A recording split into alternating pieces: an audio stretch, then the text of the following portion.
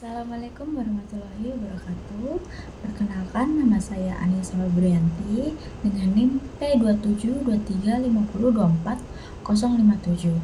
Di sini saya akan menerangkan tentang materi mikrobiologi tentang pewarnaan bakteri, ALT, dan AKK. Untuk materi yang pertama yaitu pewarnaan bakteri. Tujuan dari pewarnaan bakteri adalah untuk mempermudah pengamatan bakteri di bawah mikroskop, memperjelas ukuran, bentuk, dan struktur dinding sel bakteri, serta membedakan bakteri menjadi dua kelompok, yaitu berdasarkan karakteristik dinding selnya, yaitu gram positif dan gram negatif. Dalam pewarnaan bakteri ini terdapat jenis reagen untuk pewarna. Yang pertama yaitu zat warna utama, yaitu kristal violet, yang mewarnai bakteri gram positif menjadi warna ungu. Kemudian mordan, yaitu larutan iodin lugol, yang berfungsi untuk memperkuat ikatan pewarna utama dengan dinding sel bakteri agar warna lebih melekat. Yang ketiga adalah pencuci atau peluntur, yaitu alkohol 96% atau aseton, untuk melunturkan warna dari bakteri gram negatif agar tidak mempertahankan warna utama. Kemudian yang keempat adalah zat warna kedua, yaitu safranin, yang mewarnai bakteri gram negatif menjadi warna merah atau merah muda setelah pelunturan. Prosedur dari pewarnaan bakteri ini adalah yang pertama, membuat preparat ulas atau smear yang telah difiksasi, kemudian teteskan kristal violet sebagai pewarna utama di atas bakteri dan tunggu sekitar 1 menit dan cuci dengan aqueous mengalir. Yang kedua adalah teteskan lugol iodin sebagai mordan dan tunggu 1 menit juga, cuci dengan aqueous mengalir. Kemudian yang keempat, memberikan peluntur alkohol 96% atau aseton tetes demi tetes hingga tetesan yang jatuh tidak berwarna atau jernih. Kemudian cuci dengan aqueous mengalir juga.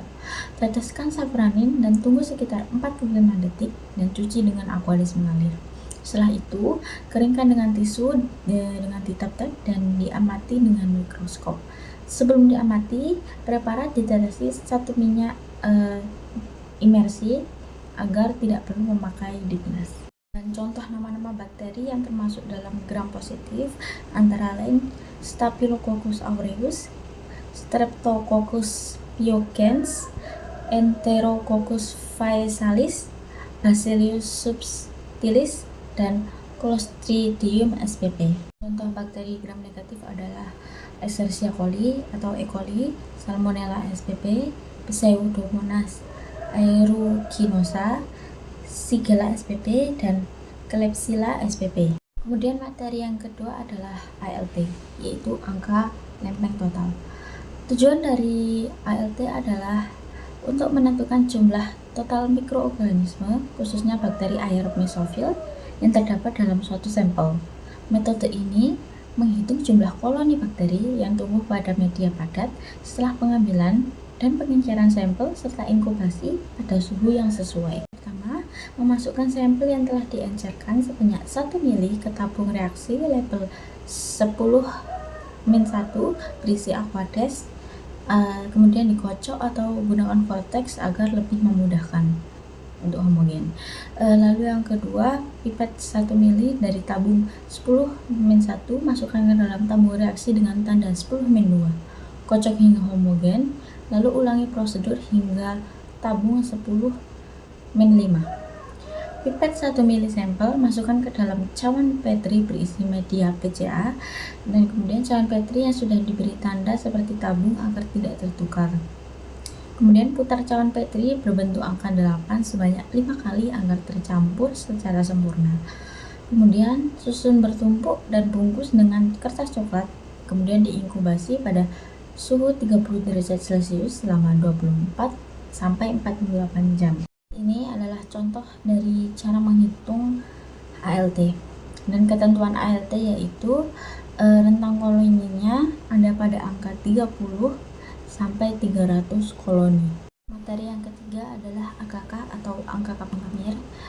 Tujuan dari percobaan AKK atau angka kapang kamir ini adalah untuk menetapkan dan menghitung tingkat cemaran kapang dan kamir yang terdapat dalam suatu sampel seperti makanan, minuman, dan kosmetik, dan juga obat tradisional. Percobaan ini penting untuk menjamin bahwa produk tidak mengandung jamur atau hamir yang melebihi batas yang diperbolehkan, karena keberadaan jamur dapat mempengaruhi stabilitas produk dan menurunkan mutu serta keamanannya. Prosedur dari percobaan AKK ini hampir sama seperti pada percobaan ALT. Yang membedakan adalah medianya yang digunakan.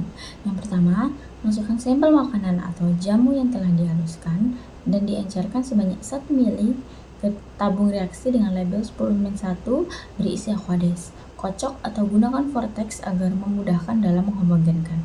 Kemudian pipet 1 ml dari tabung 10-1 masukkan ke dalam tabung reaksi dengan tanda 10-2. Kocok hingga homogen dan ulangi prosedur hingga tabung 10 ml. Pipet 1 ml sampel masukkan ke dalam cawan Petri berisi media PDA. Cawan Petri sudah diberi tanda seperti tabung agar tidak tertukar. Kemudian putar cawan Petri berbentuk angka 8 sebanyak 5 kali agar tercampur. Nah, yang membedakan dari ALT dan AKK yaitu jumlah inkubasinya. Lama inkubasi. Jika sudah semua, susun bertumpuk dan bungkus dengan kertas coklat dan diinkubasi pada suhu kamar selama 5-7 hari. Kemudian ini adalah contoh dari menghitung AKK. Rentang jumlah koloni di AKK yaitu 10-150 koloni. Terima kasih penjelasan dari saya. Jika adalah salah kata atau kurangnya, saya mohon maaf. Wassalamualaikum warahmatullahi wabarakatuh.